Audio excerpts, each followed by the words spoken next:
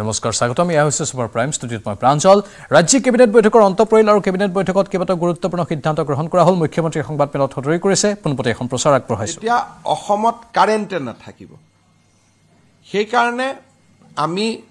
এটা চাইছো যে অৰুণাচলৰ মুখ্যমন্ত্ৰীৰ লগতো মই কথা পাতি আছো যে অৰুণাচলত অসমে পাৱাৰ ডেভেলপ কৰিব পাৰে নেকি বা যদি ভুটানত সুবিধা আছে ৰঙিয়াৰ কাষতে ভুটানত পাৰো নেকি বা আমি সিকিমত পাৰো নেকি তিনিটা এৰিয়া আমাৰ কনসিডাৰেশনত আছে গতিকে সেইটো এটা আমি এক্সপ্লোৰ কৰি আছো 2 নম্বৰ ভুটানৰ পৰা আমালৈকে পানী আহে কিন্তু পানীখিনি যদি আমি চেনেলাইজ কৰিব পাৰো জলসিঞ্চনৰ কামত আমি ব্যৱহাৰ কৰিব পাৰো নহলে পানীটো অপব্যয় হৈ আছে গতিকে দ্বিতীয় এটা আমাৰ কথা আছিল যে সংকোচ আদিৰ ওপৰত যিবিলাক প্ৰজেক্ট হৈ আছে তাত ইৰিগেশ্যন হ'ব পাৰে নেকি যদি সংকোচৰ পানী আমি বিটিএডি লৈকে নমাই নিব পাৰো গুটে বিটিএডিৰ অৰ্থনীতিটোৱে পৰিৱৰ্তন হ'ব চতুৰ্থতে তাৰ যিখিনি পানী আহে গ্ৰেভিটেশনত আহে গতিকে তাতে পাইপ লগালে আমি গুৱাহাটীলৈকেও পানী আনিব পাৰো তাৰ যিটো গ্ৰেভিটেশন ফোৰ্স আছে সেই গ্ৰেভিটেশনৰ পানী গুৱাহাটীলৈকে আনিলেও আমি গুৱাহাটী জাইকাৰ পানীতকৈ বেছি স্পীড পাম কাৰণ হি বহুত পাহাৰৰ 40,000 ফুটৰ পৰা গ্ৰেভিটেশনত নামি আহে গতিকে ভুটানৰ পানী দি আমি উদালগুৰি দৰং চিৰাং গুটে এৰিয়াৰ জলজীৱন মিছনৰ আঁচনিবিলাক নতুন কৰি কৰিব পাৰো উইদাউট কষ্ট আমাক ইলেক্ট্ৰিচিটি নালাগে গ্ৰেভিটেশনত নামি আহিব আজি ইমান দিনে এই সম্ভাৱনাবিলাক আমি কোনো চিন্তাই কৰা নাছিলো গতিকে এইবাৰ ভুটানৰ লগত আমাৰ ষ্ট্ৰাকচাৰ্ড মিটিং হ'ল যে প্ৰথম আৰ্লি ৱাৰ্নিং অফ ফ্লাড তেওঁলোকৰ পৰা পানী আহিলে তাতে যদি ধুমুহা হয় বৰষুণ হয় আমাক বানপানীৰ আৰ্লি ৱাৰ্নিং তেওঁলোকে দিব পাৰে 2 নম্বৰ তেওঁলোকৰ পানী জলসিঞ্চনৰ কামত ব্যৱহাৰ হ'ব পাৰে 3 নম্বৰ জল সম্পদ হ'ব পাৰে খোৱা পানী যোগান আঁচনিৰ কাৰণে আৰু ভুটানত টোটেল 30,000 মেগাৱাটছ পাৱাৰ উৎপাদন হ'ব পাৰে এতিয়া তেওঁলোকে মাত্ৰ 3,000 মেগাৱাট উৎপন্ন কৰি আছে তাৰমানে 20,000 মেগাৱাটৰ তেওঁলোকৰ পটেনচিয়েল আছে গতিকে আমি কি ধৰণে তাত অংশীদাৰিত্ব পাব পাৰো বা কি ধৰণে আমি যোগদান কৰিব পাৰো এই গুটেবিলাকৰ বিষয়ে আলোচনা হৈছে কিন্তু যেহেতু অসম আৰু ভুটানে একো কৰিব নোৱাৰে ভাৰত আৰু ভুটানে কৰিব লাগিব সেই কাৰণে মই ভাবো যে কিছু আলোচনা 25 ফেব্ৰুৱাৰীলৈকে তেওঁলোকো আহিব ভুটানৰ ডেলিগেশ্যন এডভান্টেজ আসামত তেতিয়ালৈকে আমি কিছু এই আলোচনাবিলাকক গতি দিবৰ বাবে চেষ্টা কৰিম সেকেন্ড ৰাউন্ড অফ ডিসকাশন ইয়াতে আমি ফেব্ৰুৱাৰী মাহত আকৌ কৰিম আৰু কেইবাটাও কাম আমি আইডেন্টিফাই কৰিছো যে এইকেইটা কাম আমি কৰিব পাৰো ফাইনালি যেটো গেম চেঞ্জাৰ হ'ব গেলেফুত তেওঁলোকে এখন অত্যাধুনিক সিটি কৰিব খুজিছে খুব ডাঙৰ সিটি দুবাই ধৰণৰ একেবাৰে গ্ৰীণ মাটিত গেলেফু আৰু অসমৰ মাজত ডিসটেন্স 10 কিলোমিটাৰো নহয় গতিকে গেলেফুখন সিটি হলে তাৰ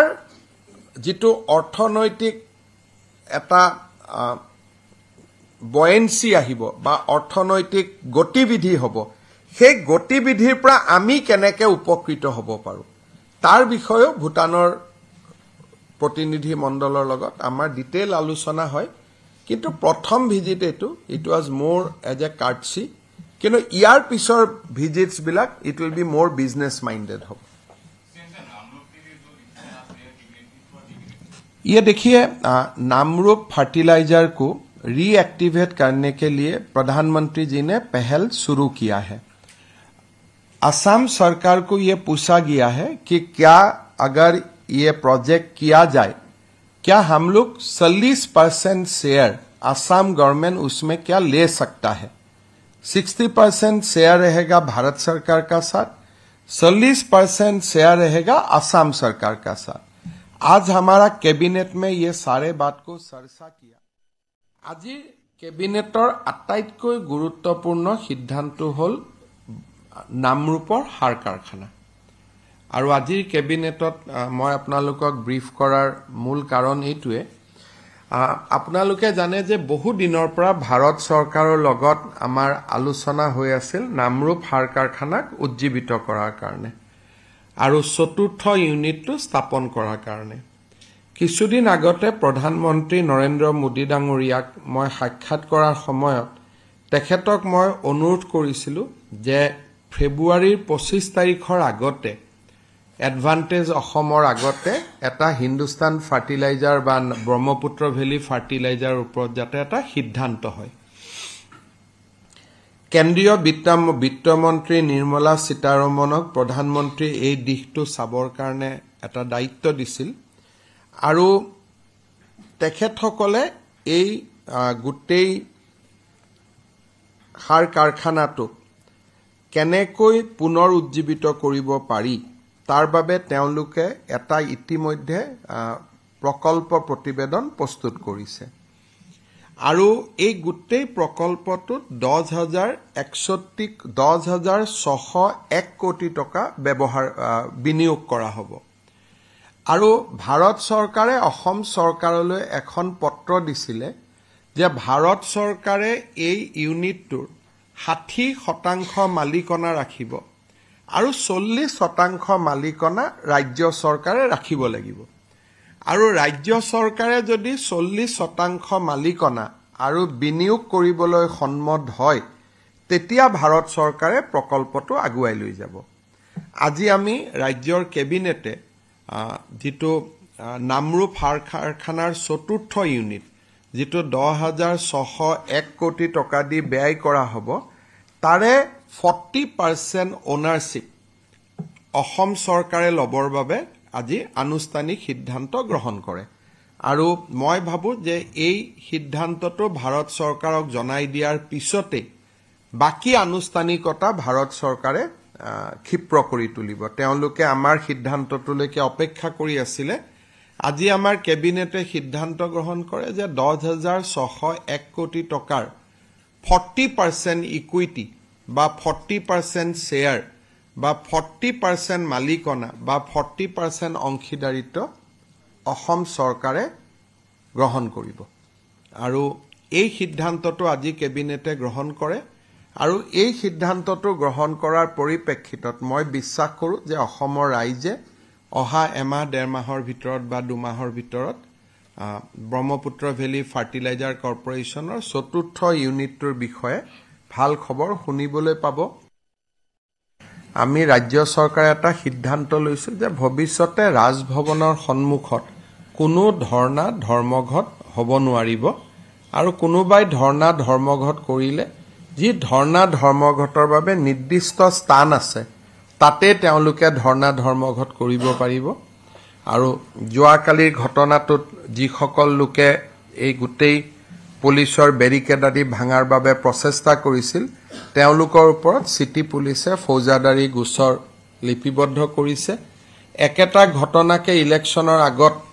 খানাপাৰাত তেওঁলোকে কৰিবৰ বাবে চেষ্টা কৰিছিল যোৱাকালি ৰাজভৱনত কিবা কাৰণত নহয় কিবা কাৰণত কংগ্ৰেছ দলে গুৱাহাটীৰ ভিতৰত বহু দিনৰ পৰা কিবা এটা ঘটনা সংগঠিত কৰাৰ বাবে চেষ্টা কৰি আছে তেওঁলোকৰ উদ্দেশ্য মই নাজানো কিন্তু তেওঁলোকে সচিবালয়ৰ সন্মুখতে হওক বা ৰাজভৱনৰ সন্মুখতে হওক তেওঁলোকে বহু দিনৰ পৰা ইয়াত এটা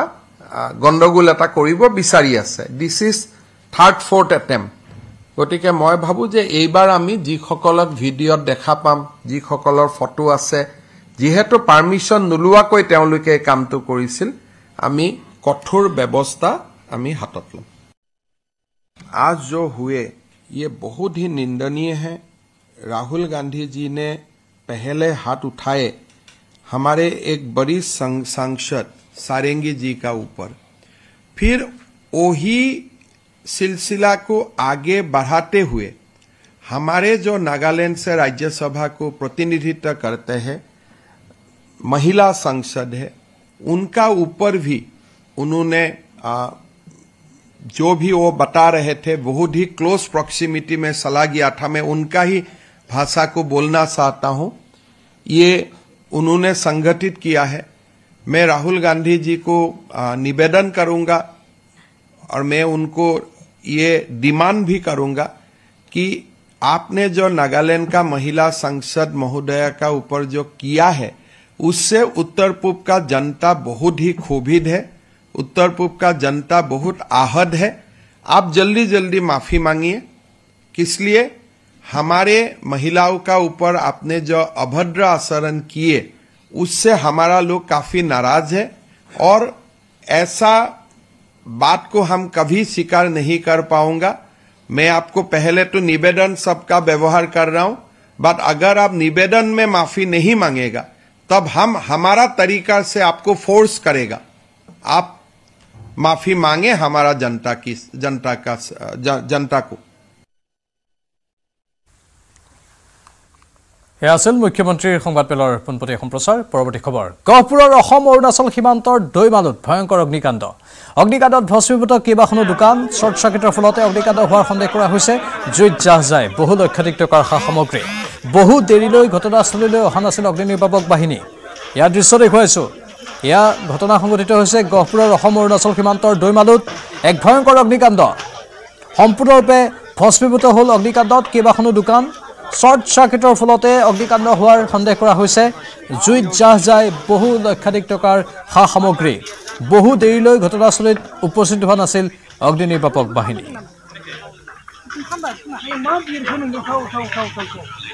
আনফালে ডিব্ৰুগড়ৰ চিৰিং চাপৰিতো ভয়ংকৰ অগ্নিকাণ্ড। চিৰিং চাপৰিৰ গৌশালাত অগ্নিকাণ্ড। কথম্পি ৰক্ষা পৰে গৌশালাত থকা 400 গৰু। খেৰ থকা এটা গোহালিত জুইৰ সূত্ৰপাত হয়। 3খন অগ্নি নিৰ্বাপক বাহিনীৰ বাহনেৰে পাছত জুই নিৰ্বাপন হয়।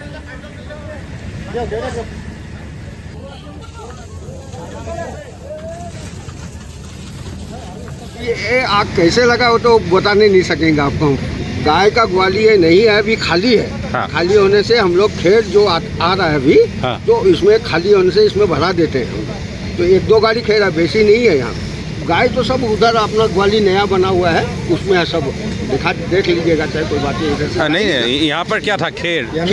नया लाके रखे थे। हाँ, नया जो लाए थे, अभी मतलब रेगुलर आ रहा है। अब आज का तो हम नहीं बोल सकेंगे। Coming up, presented by Italian olive oil আৰু ভেষজৰ গুণেৰে সমৃদ্ধ জেক অলিভ অইল বডি অইল। কেবিনেটলৈ অহাৰ পথত দুৰ্ঘটনাগ্ৰস্ত মন্ত্ৰীৰ কনভয়ৰ বাহন। সবিশেষ কিছু সময়ৰ পিছত।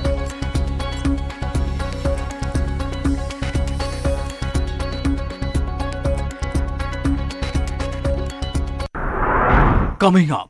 presented by Italian olive oil আৰু ভেষজৰ গুণেৰে সমৃদ্ধ জেক অলিভ অইল বডি অইল। কেবিনেটলৈ অহাৰ পথত দুৰ্ঘটনাগ্ৰস্ত মন্ত্ৰীৰ কনভয়ৰ বাহন। মন্ত্ৰী ৰঞ্জিত কুমাৰ দাসৰ কনভয়ৰ বাহন দুৰ্ঘটনাত পতিত মন্ত্ৰীৰ কনভয়ৰ কেইবাখনো বাহন। দুৰ্ঘটনাত গুৰুতৰভাৱে আহত কনভয়ৰ বাহনৰ এজন লোক। আহত লোকজন চাহানুৰ আলী। দুৰ্ঘটনাৰ পৰা ৰক্ষা পৰে মন্ত্ৰী ৰঞ্জিত কুমাৰ দাস। মহানগৰীৰ নালাপাৰাৰ ৰাষ্ট্ৰীয় ঘাইপথত এই দুৰ্ঘটনা সংঘটিত হয়। ধুবুৰীৰ পৰা দিছপুৰৰ কেবিনেট বৈঠকলৈ আহি আছিল মন্ত্ৰীগৰাকী। স্পিডত যাই থকা অৱস্থাত এখন গাড়ী আৰু এখন গাড়ীক মাৰিলে 3-4খন গাড়ী মানে একেলগে লাগি গ'লে। লাগি যায় প্ৰাইভেট গাড়ীখন নেকি ইয়াৰ চাইডৰ এটা চকুটো নেকি এক চাইডত মানে অলপ দুখ পাইছে। হ্যাঁ, এতিয়া ক'ত বা মেডিকেল লৈ গ'ল নেকি এইটো আৰু গম নাপালোঁ। এইটো মিনিষ্টাৰৰ গাড়ী নে মইতো ইমান চিনি নাপাওঁ না। মুঠতে পুলিচৰ গাড়ী গোটেইকেইখন মানে আছিল পুলিচ। সোণাপুৰৰ কচুতলিত খিলঞ্জীয়াৰ ওপৰত আক্ৰমণৰ ঘটনাত আৰু এজনক গ্ৰেপ্তাৰ কৰা হৈছে। ধৃত লোকজন ৰছুদ জামাল ওৰফে এলাই সুজন। বুধবাৰে আৰক্ষীয়ে গ্ৰেপ্তাৰ কৰিছিল মজিবুৰ ৰহমানক। পিতা পুত্ৰক আক্ৰমণৰ গোচৰত গ্ৰেপ্তাৰ 2জন। ঘটনা সন্দৰ্ভত সোণাপুৰ আৰক্ষী থানাত দাখিল হৈছিল এজাহাৰ। এই ঘটনাত জড়িত সন্দেহযুক্ত লোকক গ্ৰেপ্তাৰ নকৰিলে প্ৰতিবাদৰ হুংকাৰ দিছে ক্ষুব্ধ ৰাইজে। গোবৰীয়া শিৱ মন্দিৰ প্ৰাংগণত অনুষ্ঠিত হ'ল ৰাইচমেল। কাৰ্বি সম্প্ৰদায়ৰ পিতা পুত্ৰ নগেন তাৰু আৰু অৰবিন্দ তাৰুক ডিঙি কাটি হত্যাৰ অপচেষ্টা কৰিছিল দুৰ্বৃত্তই। আমাৰ মূল কথাটোৱে হৈছে যোৱা 16 ডিচেম্বৰ তাৰিখে অৰবিন্দ তাৰুক তেওঁৰ পিতৃ নগেন তাৰুৰ পুত্ৰক সন্দেহযুক্ত যিসকল নাগৰিক আহি তেওঁলোকে মাছ মাৰি থকা সময়ত তেওঁলোকৰ ডিঙি নিপিবৰ কাৰণে যি মানে কায়দা কৰি পেলাই তেওঁলোকৰ যিটো মানে তালিবানী কায়দাৰে তেওঁলোকৰ মানুহ মাৰিব বিচাৰিছিলে, এই বিষয়টোক আমি সকলোৱে একেলগে গৰিহণা দিছোঁ। আৰু আজিৰ তাৰিখত আমি ৰাইজে সকলোৱে সচেতন হৈ একেলগে লগ লাগি পেলাই ইয়াৰ বিৰুদ্ধে মাৰ বান্ধি আমি থিয় হ'বৰ কাৰণে আমি সাজু হৈছোঁ। আৰু আজিৰ সভাত আমি এইটো সিদ্ধান্ত লৈছোঁ যে যিসকল ইয়াত অচিনাক্ত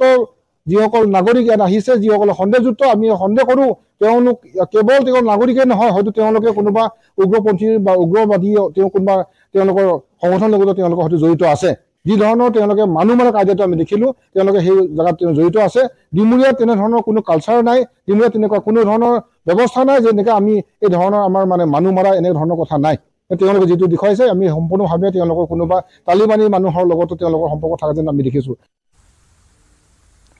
23 ডিচেম্বৰত প্ৰতিবাদত বহিব সদৌ অসম কলেজ শিক্ষক সন্থা। অসম কলেজ শিক্ষক সন্থাৰ চোলাপাৰাৰ মুখ্য কাৰ্যালয়ত কলেজ শিক্ষক সন্থাৰ সংবাদমেল। কলেজ শিক্ষকৰ পদোন্নতিৰ ক্ষেত্ৰত চৰকাৰে ভুল ব্যৱস্থা গ্ৰহণ কৰাৰ অভিযোগ। ডিউ ডেটৰ ভিত্তিত পদোন্নতি কৰাৰ ব্যৱস্থাৰ দাবী শিক্ষকসকলৰ। আলোচনাৰ পিছত শিক্ষামন্ত্ৰী সমস্যা সমাধানৰ প্ৰতিশ্ৰুতি দিছিল যদিও প্ৰতিশ্ৰুতি পূৰণ নকৰাত পুনৰ প্ৰতিবাদত বহিবলৈ সাজু হৈছে কলেজ শিক্ষক সন্থা। মুখ্যমন্ত্ৰীক সাক্ষাৎ কৰাৰ নামত বাৰম্বাৰ আবেদন কৰিও কলেজ শিক্ষক সন্থা বিফল হৈছে। 29 ডিচেম্বৰৰ পূৰ্বে সমস্যা সমাধান নকৰিলে গুণোৎসৱ বৰ্জন কৰাৰ হুংকাৰ সদৌ অসম কলেজ শিক্ষক সন্থাৰ। আমাৰ এইটো কথা আমাৰ পুনৰ অনুৰোধ, আমাৰ সমস্যাখিনি সমাধান কৰি দিয়ক। আমি আন্দোলনৰ পথটো তেওঁলোকে নকৰাৰ কাৰণে ল'বলৈ বাধ্য হৈছোঁ। আমাৰ সদস্যসকলে পাঠদানৰ পৰা আহি আন্দোলন কৰিবলৈ ইচ্ছা নকৰে, কিন্তু কথা হ'ল কি আমি কিন্তু ডিউ ডেট বা অন্যান্য যিবিলাক সমস্যা সেইবিলাক কিন্তু আমাক চূড়ান্তভাৱে আমি কিন্তু ইয়াৰ পৰা বঞ্চিত হৈছোঁ, আমাৰ প্ৰাপ্তিৰ পৰা। UGCয়ে যিটো কৈছে তাৰ সম্পূৰ্ণ বিপৰীত এটা কাম হৈছে। গতিকে আমাৰ যিখন OM 23 নৱেম্বৰ 2023 তাৰিখে 8 নৱেম্বৰ 2023 তাৰিখে প্ৰকাশ কৰিলে, সেইখনো আমাক বিভিন্ন ক্ষতি কৰিলে আৰু সেইখন মডিফিকেশ্যন কৰি ইতিমধ্যে আমি অসম কলেজ শিক্ষক সংস্থাই দিছোঁ, কিন্তু সেইখনৰ যিটো চূড়ান্ত কপি সেইটো আজিলৈকে কিন্তু ওলোৱা নাই। আৰু মইতো বাকী কৈছোঁৱে, PhD ইনক্ৰিমেণ্টেই হওক বা আমাৰ পাৰ্চনেল যিবিলাক এৰিয়াৰ হওক, 6ষ্ঠ আৰু 7ম দৰমহা আয়োগৰ এৰিয়াৰ হওক, কলেজবিলাকৰ যি আমাৰ সম্পূৰ্ণ নিযুক্তি সেইবিলাক হোৱা নাই। গতিকে সমস্যা যথেষ্ট কৈ থাকিলে কথাবিলাক কৈ দিয়া সমস্যা শেষ হোৱা নাই। গতিকে আমি এইবাৰ যিটো সিদ্ধান্ত লৈছোঁ, মাননীয় শিক্ষামন্ত্ৰী মহোদয়ে যিহেতু আমাক জনাইছিল, তেওঁৰ প্ৰতি আমি সন্মান প্ৰদৰ্শন কৰিছোঁ। আমাৰ শ্ৰদ্ধা আছে, কিন্তু যিহেতু সমস্যাটো সমাধান নহ'ল, তেওঁ কিন্তু আমাৰ যিবিলাক সমস্যা তাক কিন্তু গুৰুত্ব দিয়া নাই। ফলত আমাৰ কাৰ্যনিৰ্বাহকে যিটো সিদ্ধান্ত লৈছে, এইবাৰ তাৰ পৰা আমি কোনো কাৰণে পিছলৈ নাহোঁ। ট্ৰেডিং কেলেংকাৰীৰ এটা গোচৰত জামিন লাভ কৰিছে সুমি বৰাই। CBIৰ অন্তিমটো গোচৰত সুমি বৰাৰ জামিন মঞ্জুৰ কৰিলে গুৱাহাটী উচ্চ ন্যায়ালয়ে। অৱশ্যে জামিন পালেও কাৰাগাৰতে দিন কটাব লাগিব বহু বিতৰ্কিত ৰিল ৰাণী সুমিয়ে। একেটা গোচৰতে পূৰ্বে জামিন লাভ কৰিছিল সুমিৰ পাতিলোৱা ভায়েক বিশালে। CBIৰ গোচৰত জামিন লাভ সুমি বৰাৰ। জামিন পালেও কাৰাগাৰতে থাকিব লাগিব সুমি। এতিয়াও দুটা গোচৰত পোৱা নাই জামিন। CBIৰ গোচৰত গুৱাহাটী উচ্চ ন্যায়ালয়ে জামিন দিলে ট্ৰেডিং প্ৰবঞ্চক সুমি বৰাক। কিন্তু জামিন পালেও মুকলি আকাশৰ তললৈ আহিব নোৱাৰিব সুমি বৰা, কিয়নো এটা গোচৰতহে জামিন লাভ কৰিছে সুমিয়ে। সুমিৰ বিৰুদ্ধে ৰুজু হৈ আছে 3টাকৈ গোচৰ। ইয়াৰে দুটা গোচৰ ৰুজু হৈ আছে ডিব্ৰুগড়ৰ বৰবৰুৱা থানা আৰু দুলিয়াজান থানাত। ডিব্ৰুগড় থানাত ৰুজু হোৱা 352/24 নম্বৰৰ গোচৰতহে জামিন লাভ কৰাৰ বিপৰীতে সুমিয়ে ডিব্ৰুগড়ৰ বৰবৰুৱা থানাৰ 85/24, ডিব্ৰুগড়ৰ দুলিয়াজান থানাৰ 198/24 নম্বৰৰ গোচৰকেইটাত জামিন পোৱা নাই,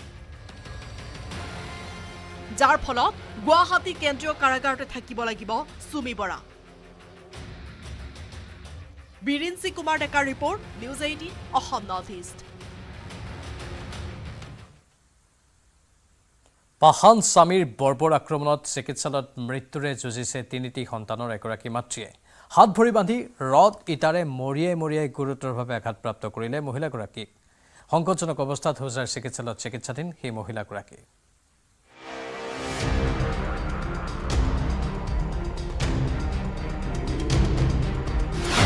হাত ভৰি বান্ধি মহিলাক নিৰ্মম প্ৰহাৰ স্বামীৰ। ৰড আৰু ইটাৰে প্ৰহাৰ 3 সন্তানৰ মাতৃক। চিকিৎসালয়ত মৃত্যুৰে যুঁজ আঘাতপ্ৰাপ্ত মহিলাৰ। বুজাই 3 সন্তানৰ মাতৃৰ ওপৰত বৰ্বৰ অত্যাচাৰ চলালে পাহান স্বামীয়ে। মহিলাগৰাকীৰ হাত ভৰি বান্ধি ৰড আৰু ইটাৰে মৰিয়াই হত্যাৰ চেষ্টা চলালে স্বামী ইব্ৰাহিম আলী আৰু শহুৰেক ইৰছাদ আলীয়ে। দুয়োৰে আক্ৰমণত মহিলাগৰাকীৰ ভৰি ভঙাৰ লগতে মূৰত প্ৰচণ্ড আঘাত পায় বৰ্তমান হুজাইৰ জোৰাপুখুৰী চিভিল হাস্পতালত মৃত্যুৰে যুঁজি আছে মহিলাগৰাকীয়ে গুদান থানা আইচি ছাৰক লগত লৈ গৈছোঁ গৈ ইয়াৰ পৰা উদ্ধাৰ কৰি আনিছোঁ এতিয়া হস্পিটেলত এডমিট হৈ আছে ভৰি ভাঙিছে আৰু গোটেই শৰীৰত স্পট আছে ফটোৰে মাৰিছে আৰু ইটাৰে মাৰিছে চুকা ওচৰে মাৰিছে আৰু যৌতুক দাবী কৰি আছে 10,000 লাগে কেতিয়াবা 15,000 কেতিয়াবা 50,000 টকা তাৰ গাড়ী দুখন আছে সেইখনৰ কিস্তি দিব লাগে আমাৰ পৰা কিস্তি ল'ব সেইটো কাৰণে কালি ৰাতি মানে তাক টকা 10,000 দিব লাগে ৰাতিৰ পৰা লাগিছে সেই ৰাতি 7টা বজাৰ পৰা ভৰি বান্ধি হাত ভৰি বান্ধি মাৰিছে বহুত বেয়াকৈ মাৰিছে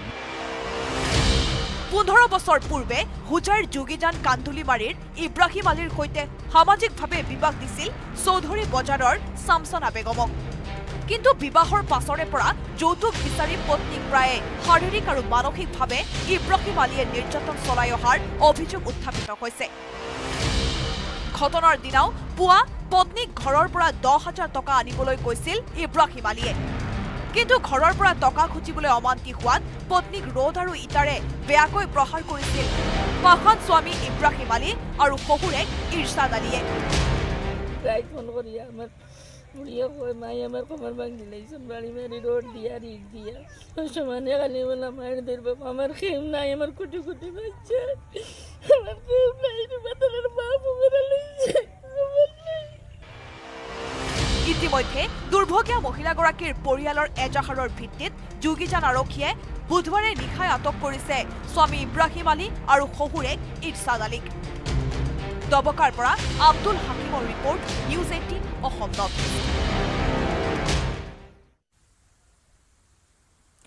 কংগ্ৰেছ নেতা ৰাহুল গান্ধীৰ বিৰুদ্ধে উত্থাপন হৈছে গুৰুতৰ অভিযোগ নাগালেণ্ডৰ মহিলা সাংসদক ৰাহুল গান্ধীয়ে দুৰ্ব্যৱহাৰ কৰাৰ অভিযোগ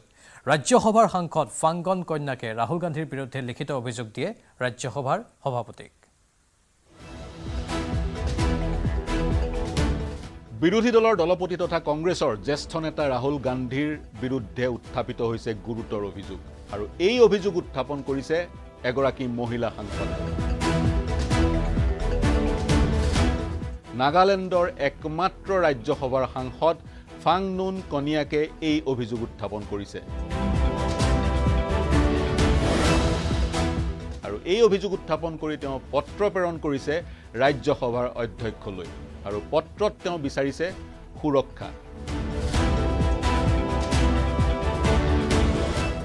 আজি সদনৰ মকৰ দুৱাৰত প্ৰতিবাদ সাব্যস্ত কৰিছিল বিজেপিয়ে সমান্তৰালকৈ প্ৰতিবাদ সাব্যস্ত কৰিছিল কংগ্ৰেছে যেহেতু কনিয়াক এগৰাকী বিজেপিৰ সাংসদ তেওঁ প্ৰতিবাদ সাব্যস্ত কৰিছিল প্ৰতিবাদৰ বিষয় আছিল কেন্দ্ৰবিন্দু আছিল আম্বেদকাৰ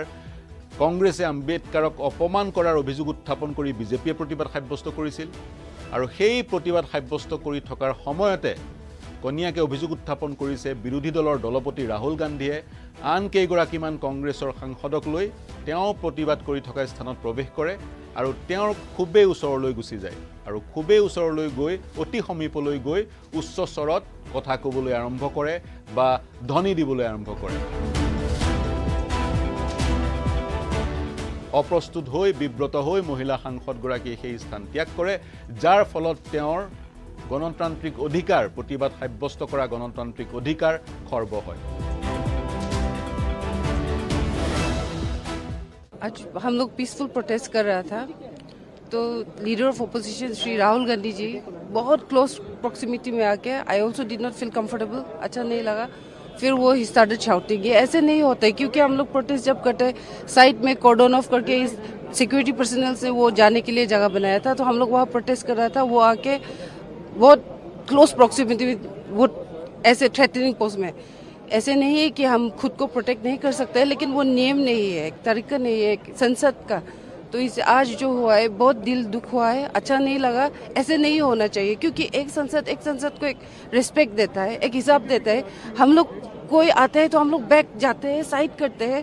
तो ऐसे हम लोग जब प्रोटेस्ट कर रहा था आगे आके वो ग्रुप में था तो आगे आके ऐसे थ्रेटन करना वो अच्छा नहीं लगा आज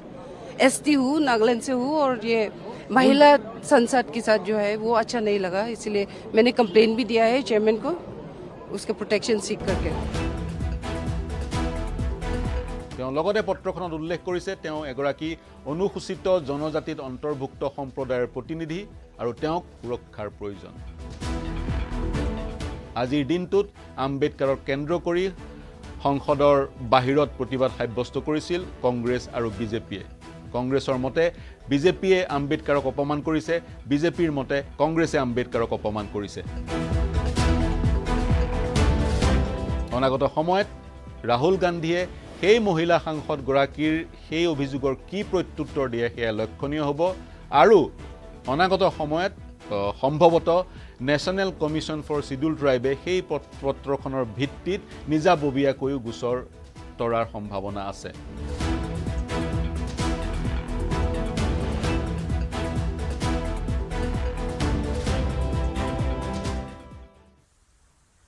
আম্বেদকাৰক লৈ সংসদ উত্তাল হোৱাৰ সময়তে অঘটন সংসদ ভৱনৰ খটখটিৰ পৰা পৰি আহত হ'ল বিজেপি সাংসদ প্ৰতাপ চন্দ্ৰ সাৰংগী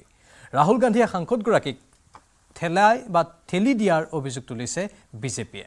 বিজেপিৰ অভিযোগ একেমুখে নস্যাৎ কৰিছে সাংসদ ৰাহুল গান্ধীয়ে মূৰত আঘাত পোৱা সাংসদগৰাকীক ততাতৈয়াকৈ ভৰ্তি কৰোৱা হয় হস্পিটেলত সংসদীয় ৰাজনীতিত এক নজিৰবিহীন ঘটনা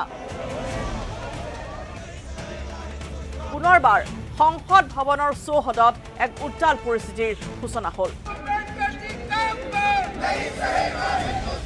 আম্বেদকাৰক লৈ আজিও প্ৰতিবাদী কাৰ্যসূচী ৰূপায়ণ কৰিছিল কংগ্ৰেছ সাংসদসকলে আৰু সেই সময়ছোৱাতে ঘটি গ'ল অঘটন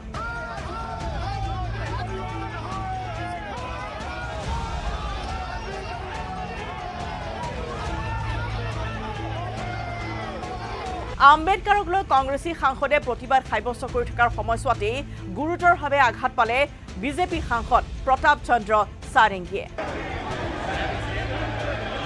অভিযোগ উঠিছে সাংসদ ৰাহুল গান্ধীৰ বিৰুদ্ধে কোৱা হৈছে যে ৰাহুল গান্ধীয়ে খুন্দা মৰাৰ বাবে সাংসদগৰাকী গুৰুতৰভাৱে আঘাত পাইছে মূৰত আৰু য'ত তেওঁৰ পৰিছে 6টাকৈ চিলাই आपको शर्म नहीं आती है क्या राहुल क्या शर्म नहीं आती है क्या शर्म नहीं आती है गुंडागर्दी करते हो बूढ़े को गिरा दिया जाता है इतना कौन আম্বেদকাৰক লৈ আজি প্ৰতিবাদী কাৰ্যসূচী ৰূপায়ণ কৰিছিল কংগ্ৰেছ সাংসদসকলে আৰু সেই সময়ছোৱাতে ৰাহুল গান্ধীয়ে যেতিয়া সংসদ ভৱনৰ ভিতৰত প্ৰৱেশ কৰিব বিচাৰিছিল সেই সময়ছোৱাতে বিজেপি সাংসদসকলে তেওঁক বাধা প্ৰদান কৰিছে এই অভিযোগ राहुल गांधी ये पार्लियामेंट की एंट्रेंस है इसमें मैं अंदर जाने की कोशिश कर रहा था तो बीजेपी के एमपी जो थे वो मुझे ऐसे रोकने की कोशिश कर रहे थे धकेल रहे थे और मुझे धमका रहे थे तो वो हुआ है और हमारा अधिकार है अंदर जाने का और बीजेपी के जो मेंबर्स हैं वो हमें अंदर जाने से रोक रहे थे राहुल गांधी उल्लेख কৰিছে যে তেওঁ যেহেতু এগৰাকী সাংসদ গতিকে সংসদ ভৱনৰ ভিতৰলৈ প্ৰৱেশ কৰাটো তেওঁৰ অধিকাৰ আছে আৰু সেই অধিকাৰ সাব্যস্ত কৰিবলৈ যাওঁতে অৰ্থাৎ সংসদ ভৱনৰ ভিতৰলৈ প্ৰৱেশ কৰোঁতে বিজেপি সাংসদসকলে যেহেতু তেওঁক বাধা দি আছিল সেই বাধা উফৰাই তেওঁ ভিতৰলৈ প্ৰৱেশ কৰিছিল আৰু সেই সময়ছোৱাতে ঘটি গ'ল এই অঘটন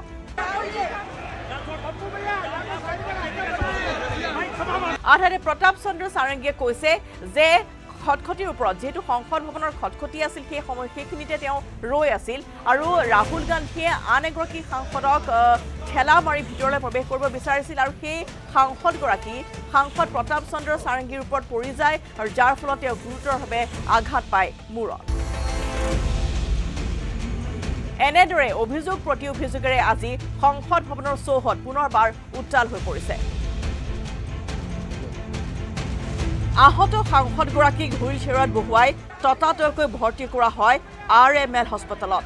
কেন্দ্ৰীয় মন্ত্ৰী প্ৰহ্লাদ যোশী অৰ্জুন ৰাম মেঘৱাল পিয়ুষ গোয়েলকে ধৰি কেইবাগৰাকীও সাংসদ তথা বিজেপি নেতাই হস্পিটেলত উপস্থিত হৈ বুজ ল'লে আহত সাংসদ প্ৰতাপ চন্দ্ৰ সাৰংগীৰ এই ঘটনাৰ পিছতে বিৰোধী দলপতি তথা সাংসদ ৰাহুল গান্ধীৰ বিৰুদ্ধে সৰব হৈ পৰিছে বিজেপি সাংসদসকল তেওঁলোকে একেলগ হয় ৰাহুল গান্ধীৰ বিৰুদ্ধে এজাহাৰ দাখিল কৰিবলৈ উদ্যত হয়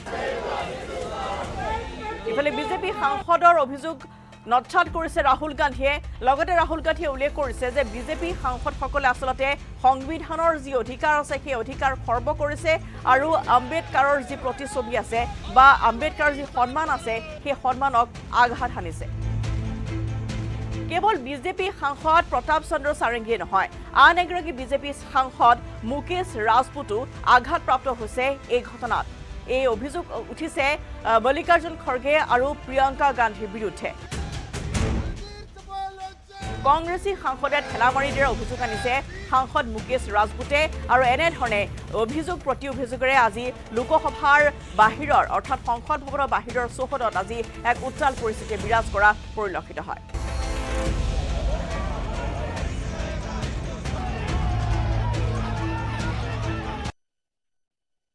Coming up, presented by Italian olive oil আৰু ভেষজৰ গুণেৰে সমৃদ্ধ জেক olive oil body oil Congress কৰ্মী মৃদুল ইছলামৰ মৃত্যুৰ তদন্ত ঘোষণা মুখ্যমন্ত্ৰীৰ সবিশেষ পৰৱৰ্তী অংশত